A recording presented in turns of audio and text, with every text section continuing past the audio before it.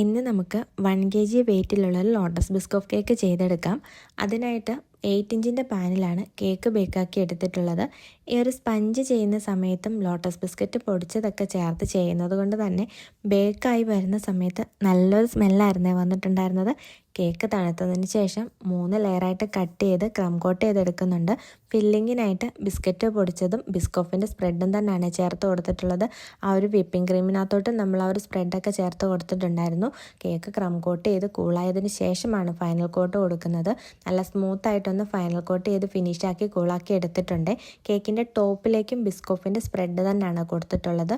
ചെറുതായിട്ടൊന്ന് ലൂസാക്കിയതിന് ശേഷമാണ് drip design കൊടുത്തിട്ടുള്ളത്.